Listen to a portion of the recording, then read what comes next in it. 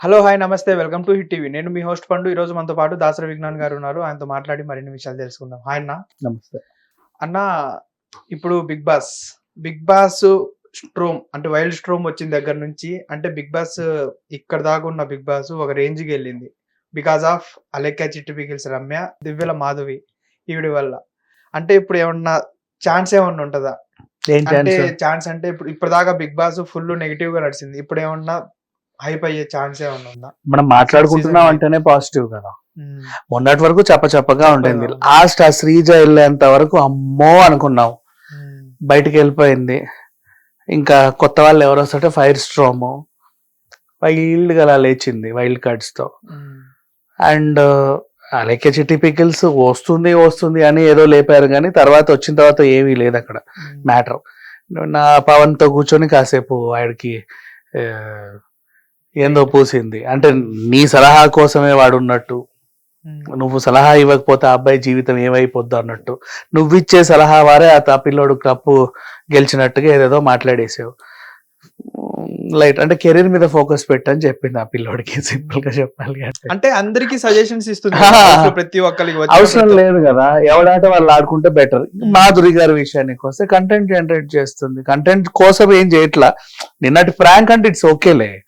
బొట్టు పిల్లలది వాళ్ళు అనుకునే చేశారు. సరదాగా బొట్టు పిల్లలు ఓకే. మళ్ళా చిన్న చిన్న కర్రీల దగ్గర కూర్చో అన్న దగ్గర ఆ రెండు విషయాల్లో బాగా క్లారిటీ గుర్తుపెట్టుకో. కూర్చోకపోతే ఇవ్వరా అని ఒక మాట అంటే, లేదండి కూర్చోపోయినా ఇవ్వాల్సిందే ఏదో ఒకటి. వేరేలా ఉంటది అంటే దాని అర్థం ఏంటి? ఏం చేస్తావు? వేరేలా మాట్లాడాల్సి వస్తుంది. అంటే ఏం చేస్తావు చెప్పు. ఇప్పుడు తన యాసిడ్ పోస్తావా, లేకపోతే గ్యాస్ స్టవ్ మీద తలకాయ పెడతావా? ఏం చేస్తావు? వేరేలా ఉంటది అంటే, వేరేలా మాట్లాడాల్సి వస్తుంది అంటే అక్కడ మండింది, తప్పేం లేదు, ఎవరికైనా కాలుద్ది. అలా అనకూడదు కదా. అంటే అదేంటిది నేనేంటో నీకు తెలుసా, నేను చూపిస్తా అన్నట్టు ఉంది. అది ఏం చేస్తావు నువ్వు? ఆర్మీ అయితే ఏంటి గన్ను బట్టి కాలుస్తావు ఏంటి బయటకు వచ్చాక? అవన్నీ బెదిరింపులు ఆవిడకి నచ్చలా కాబట్టి నీట్ గానే మాట్లాడింది. నెక్స్ట్ కర్రీ గురించి మాట్లాడితే ఇది స్పెసిఫిక్ గా చెప్పాలి.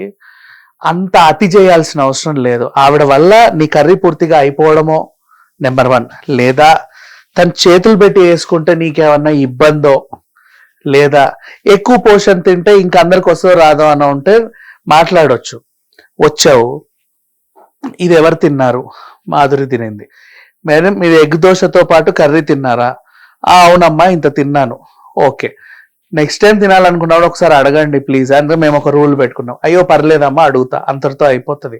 ఎట్లా తింటావు అదేంటి నన్ను అడిగావా? నీ రెచ్చిపోవడం అంత అవసరం ఏముంది? కాబట్టి ఆమె రెచ్చిపోయింది, అంతే కదా. అండ్ నెక్స్ట్ అప్పటికి ఒక మాట అనింది, నేను కూడా ఒక మదర్నే, నాకు తెలుసు.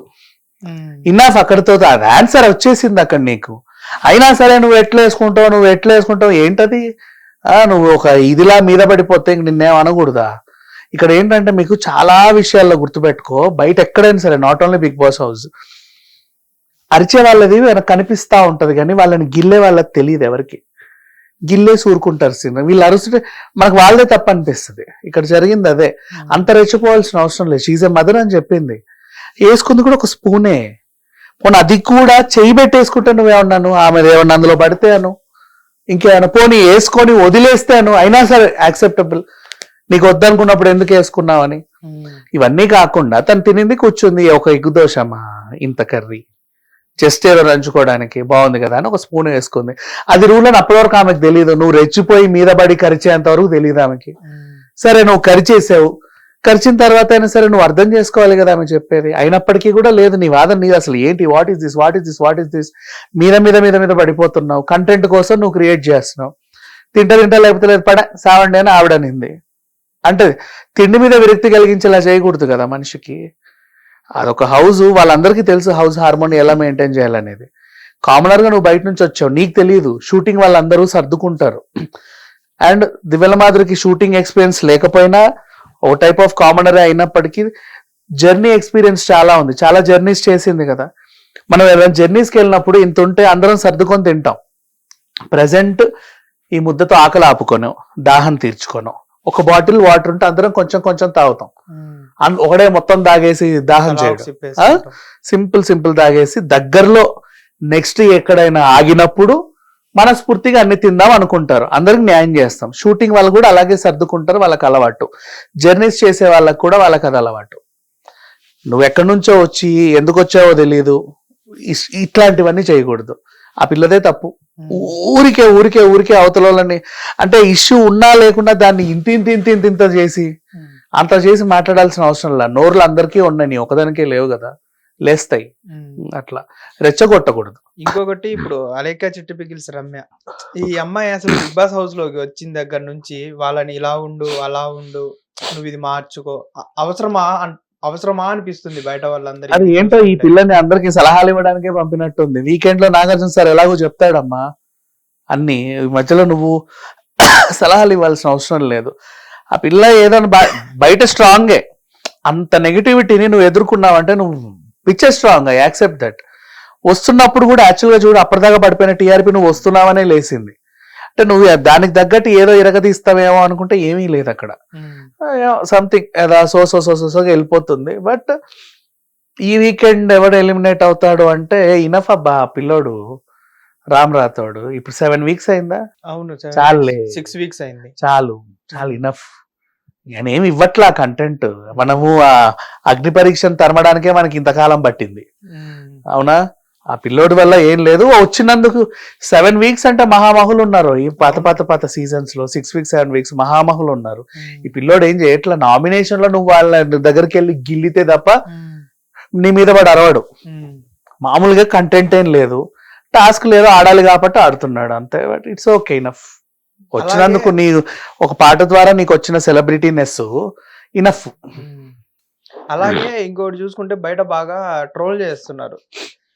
దివ్యల మాధవి కాస్త అంటే హౌస్ స్టేజ్ మీదకి వెళ్ళిన తర్వాత దువ్వాడ మాధవి అనేసి వెళ్ళింది అన్న దాని మీద చాలా మంది ట్రోల్స్ చేస్తున్నారు. వాటి మీద మీరు ఏమంటారు? వాళ్ళ ఇష్టం. వాళ్ళిద్దరు అంటే అఫీషియల్ గా వాళ్ళిద్దరికి మ్యారేజ్ అవ్వలేదు కదా. Okay, official Bigg Boss house కి వచ్చాకే తెలిసింది ఈ విషయం. అఫీషియల్ గా ఇన్స్టాగ్రామ్ లో కూడా కలిసే ఉన్నారు. వాళ్ళ లైఫ్ వాళ్ళ పర్సనల్. అంటే ఇది చాలా మంది అంటే ట్రోలర్స్ ఉంటారు కదా, చెయ్యని. బట్ బిగ్ బాస్ హౌస్ కి వస్తేనే ఎందుకు ఇన్ని డౌట్లు? వాళ్ళు బయట కూడా బాగానే ఉన్నారు అంతే. వాళ్ళ వల్ల ఎవరికైనా అభ్యంతరాలు ఉంటే వాళ్ళిద్దరికి వాళ్ళ ఫ్యామిలీస్ కు ఉండాలి, బయట వాళ్ళకి అవసరం లేదు. వాళ్ళు చూస్తున్నారు, ఎంటర్టైన్ అవుతున్నారు, ఇనఫ్. ఇంకెందుకు? ఇంకొకటి చూసుకుంటే ఇప్పుడు మన బిగ్ బాస్ సీజన్ 9 తెలుగు మీద ఇప్పుడు కేసు ఒకటి పెట్టడం జరిగింది జూబ్లీ హిల్స్ పోలీస్ స్టేషన్. ఎందుకు? ఇదే కన్నడ బిగ్ బాస్ ఆపేసినట్టే ఇప్పుడు ఇది కూడా ఆపేయాలి అన్నదాన్ని. అంటే ఆపేస్తారా? ఇక్కడ పర్యావరణ కాలుష్యం ఏం లేదే, బానే ఉంది. జనరేటర్ల ద్వారా వాళ్ళకి సఫిషియంట్ పవర్ సప్లై ఉంది. అండ్ ఎక్స్ట్రా జనరేటర్స్ కావాలన్నా తెచ్చుకుంటే దాని వల్ల పొల్యూషన్ ఏం లేదు. అండర్ వాటర్ డ్రైనేజ్ సిస్టమ్ కూడా నీట్ గా ఉంది. పైనుంచి కింది వరకు వాళ్ళన్ని మెయింటైన్ చేస్తున్నారు. మొబైల్ టాయిలెట్స్, మొబైల్ అవసరాలు ఉన్నా తెస్తున్నారు. క్యారీ వ్యాన్స్ కావాలన్నా అందులోనూ కూడా ఇన్బిల్ట్ వాష్రూమ్స్ ఉంటాయి కాబట్టి ఇట్స్ ఓకే, ఏం ప్రాబ్లం ఏం లేదు. నెక్స్ట్ డిస్పోజల్స్, చెత్త గట్రా కూడా ఎక్కడ పడితే అక్కడ పడేయట్లేదు. డైలీ మార్నింగ్ మున్సిపాలిటీ వాళ్ళు వచ్చి హ్యాపీగా తీసుకెళ్తున్నారు. కావాలంటే చూడండి వెళ్ళి, మీకు ఏమైనా డౌట్లు ఉంటే ఒక రోజు 6 గంటలకు 7 గంటలకు వెళ్ళండి. ఫస్ట్ పొద్దున మున్సిపాలిటీ వాళ్ళు రోడ్లు ఊడుస్తున్నారా లేదా చూడండి. ఊడుస్తారు అంటే ఆ ఏరియా క్లీన్ గానే ఉంది. ఓవర్ఫ్లో డ్రైనేజ్ ఉంటే ఒకవేళ బయట రోడ్ నుంచి వస్తుందా, అన్నపూర్ణ స్టూడియో నుంచి వస్తుందా చూడండి. రావట్ల లోపల నుంచి బాగానే ఉంది. నెక్స్ట్ మున్సిపాలిటీ టైంకి చెత్త మోసుకెళ్తున్నాడా లేదా చూడండి. ఇంకేం కావాలి?